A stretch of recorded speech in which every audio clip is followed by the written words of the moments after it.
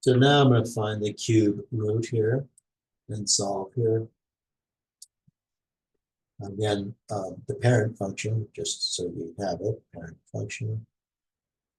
Since we're not as familiar with this one, it's just y equals cube, cube root. And what does the picture look like? Again, that's why you memorize pictures. It really helps to understand what the picture is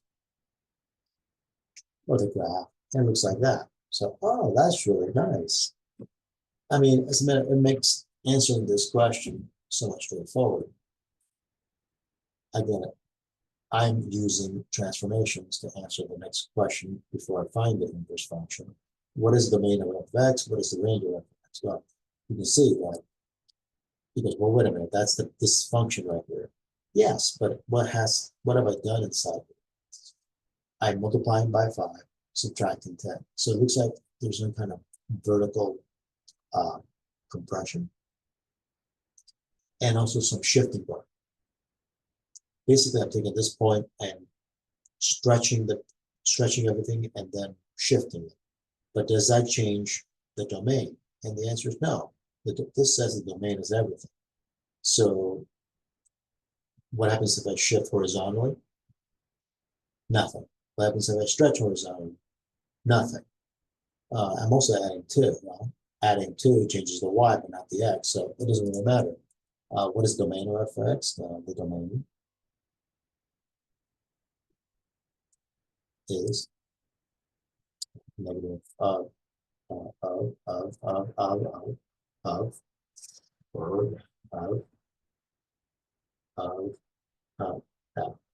x is negative infinity. What about the range? Well, this picture, the parent one, shows that it goes from infinity to negative infinity. Again, using transformations, what have I done? Adding 2, well, that's going to take this, after the stretching and compression, what's that going to do? It's going to move it 2 up.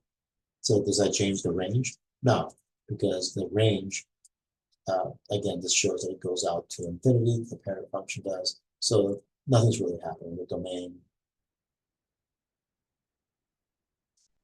of, so not the domain, the range of f of x is also negative infinity to infinity, not domain, but range.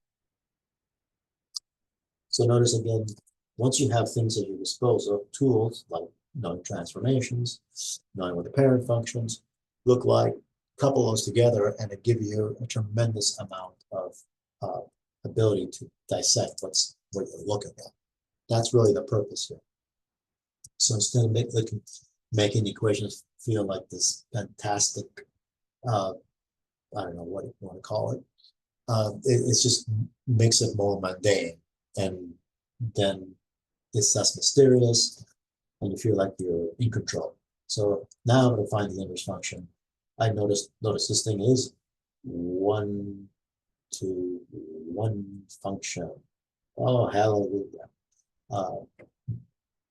Once you have a 1-to-1 function, things are great. I don't have to think as hard. I can just almost go through the motions without having to worry too much. So again, I'm going to replace f of x with y, and then just like we've been doing before, I need to start isolating the term with the variable in it. Subtract 2 from both sides. Fantastic. I'm going to get this. And notice how closely I wrote these. It's giving me the willies just getting this close. So I'm going to just next time separate it a little. Separation, don't cram things. Now look at this. It's not too bad, I guess. Notice again, I put enough separation that I feel comfortable, but more separation the better. So I'm going to cube both sides. I'm going to show this cubing because I'm not sure how familiar you are with this. So these are inverse operations.